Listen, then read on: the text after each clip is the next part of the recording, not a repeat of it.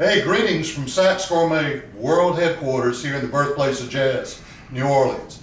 And today, I got the best treat you've had in a long time because I've got my greatest student ever and my buddy, James Martin. This guy is going to be a superstar one day, and James is going to demonstrate the Category 5.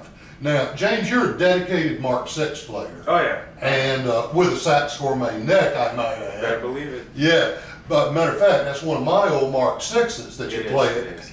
But James has been all over the world playing with some very, very famous people. Mm-hmm. We won't name them all, you know, but Lenny Kravitz and, you know, people like that. But this guy, greatest student I ever had, and is one of the best human beings I know. And I wanted him to tell you what he thinks about the Category 5, because he's kind of been with us through the development process on this. You've played a little bit, James. What do you think? Well, it's almost surprising how quick the response is. You know, it seems almost cliche at this point to say that the response is quick on this horn, but it's actually startling when you first pick it up and you play that first note and it's there before you expect it.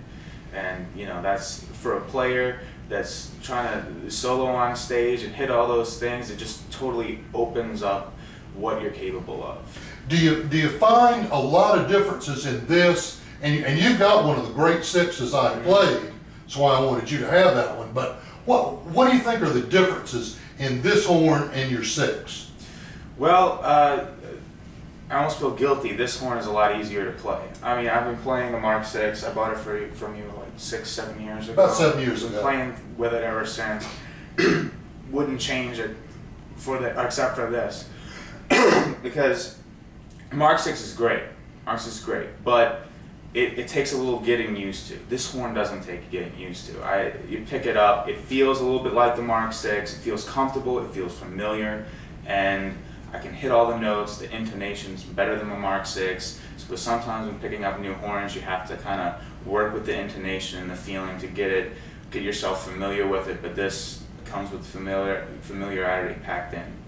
One of the things we tried to do, because of course these horns are completely handmade, is if your Mark 6 is a Cadillac, what's this?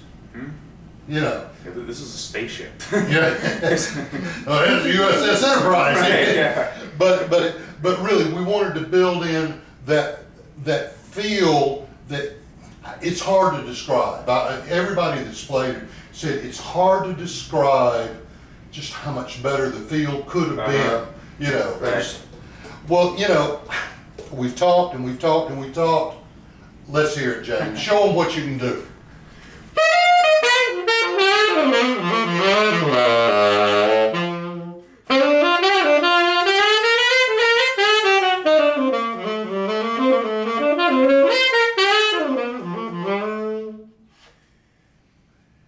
Those altissimos, you can't beat it.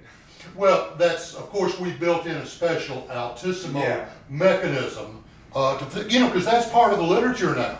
I mean, you know, I go see your live shows. You're up there far higher than I could ever get. But that's a part of playing the saxophone. And this is the only horn on the market with an altissimo key. Could you show us, you know, where we get down low and you know how even the timbre is all up and down, you know?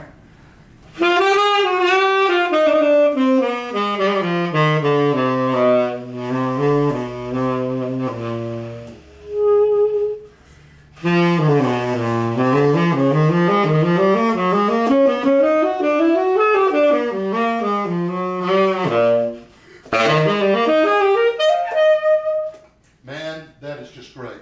That's what, and by the way, boys and girls, he learned all that right here in this room, right? Every bit of it. Actually, believe it or not, yeah. Yeah, every bit.